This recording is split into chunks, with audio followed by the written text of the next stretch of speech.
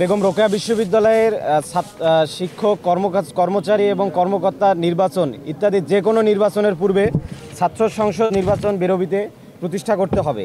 অর্থাৎ ছাত্র সংসদের আগে বেরোবিতে অন্য কোনো নির্বাচন নয় এবং আগামী 5ই জানুয়ারি এর মধ্যে ছাত্র সংসদের ফুল রুটম্যাপ প্রকাশ করে তা বাস্তবায়নের জন্য প্রয়োজনীয় ব্যবস্থা গ্রহণ করতে হবে।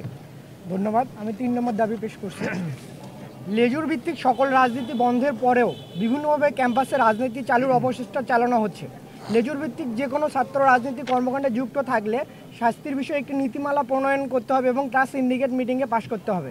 আমরা স্পষ্টভাবে বলতে চাই, আবু সাইদের ক্যাম্পাসে কোনো অন্যায় থাকবে না। আগামী 5 জানুয়ারির মাঝে যদি আমাদের দাবিগুলো মেনে না নেওয়া হয়, বেগম রোকেয়া বিশ্ববিদ্যালয় প্রশাসন বন্ধ থাকবে। আমরা সাধারণ শিক্ষিতরা এটা কখনোই মেনে নেব না। আগামী 5 জানুয়ারির মাঝে যদি আমাদের দাবিগুলো মেনে না হয়, তাহলে বেগম রোকেয়া বিশ্ববিদ্যালয় প্রশাসনে তালা ঝুলবে পারবে না। আমরা চাই না আমাদের ক্যাম্পাসে কোনো রাজনীতি থাক। 108তম সিন্ডিকেট মিটিংয়ে আমাদের রাজনীতি, সকল ধরনের রাজনীতি বন্ধ হয়। এরপরও আমরা চাই না আমাদের বেগম রোকেয়া বিশ্ববিদ্যালয়ের ব্যানারে কোনো রাজনীতি থাক। আমাদের বিশ্ববিদ্যালয় ক্যাম্পাসে বর্তমানে রাজনীতি বন্ধ হচ্ছে।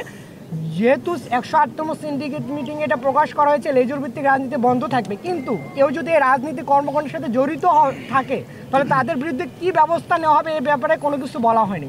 এই জিনিসটা ক্লিয়ার করার জন্য আমাদের এটার দাবি যে বেগম রোকেয়া বিশ্ববিদ্যালয়ের ব্যানারে যদি কেউ কোনো রাজনৈতিক কর্মকাণ্ডের সাথে জড়িত থাকে তাহলে তাকে যেন তার বিরুদ্ধে শাস্তির ব্যবস্থা নেওয়া হয়, এরকম একটি নীতিমালা আমাদের থাকতে হবে। বেগম রোকেয়া বিশ্ববিদ্যালয় থাকবে একদম আদর্শ ক্যাম্পাস, এখানে কোনো অন্যায় আমরা মেনে নেব না। নির্বাচনের নামে কমিটি গঠন করা হয়েছে, আমরা সেটা তীব্র নিন্দা জানিয়েছি। যে বেগম রোকেয়া বিশ্ববিদ্যালয়ের জুলাই আগস্ট গণ অভ্যুত্থানে আমরা দেখেছি যে এই শিক্ষক সমিতির ভূমিকা, তাদের নেতৃবৃন্দ কিভাবে আমাদের প্রতিপক্ষ হয়ে আমাদের উপর হামলা করেছে। সুতরাং আমরা চাই যে এই বেগম রোকেয়া বিশ্ববিদ্যালয়ে এই যে শিক্ষক সমিতি, যে বিদ্যমান যে শিক্ষক সমিতি, সেই শিক্ষক সমিতি কোনো সাধারণ শিক্ষার্থীদের কাজে আসেনি। সুতরাং আমরা চাই যে শিক্ষার্থীদের অধিকার আদায়ে শুরুতেই ছাত্র সংসদ নির্বাচনের পূর্বে আর অন্য কোনো নির্বাচন এই বিশ্ববিদ্যালয় ক্যাম্পাসে আমরা হতে দিব না। প্রশাসন তারা গণশুনানি কল করার মাধ্যমে তারা বিভিন্নভাবে তথ্য উপাত্ত কালেক্ট করেছে এবং এই তথ্য উপাত্ত যেখানে সাধারণ শিক্ষার্থী সহ সর্বস্তরের জনগণের অংশগ্রহণের সুযোগ ছিল, তো সেখান থেকে তারা অপরাধীদের ডেটা কালেক্ট করে তাদের অপরাধের ধরন অনুযায়ী তাদের শাস্তি নিশ্চিত করার বিষয়টা, এটা প্রশাসনের দায়ভার।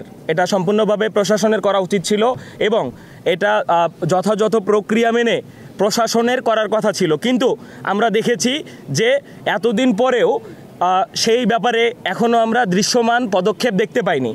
এখনও আমাদের কাছে অভিযোগ আসে, আমরা দেখতে পাই যে অপরাধীরা নাকি বিশ্ববিদ্যালয় ক্যাম্পাসে ঘুরে বেড়ায়।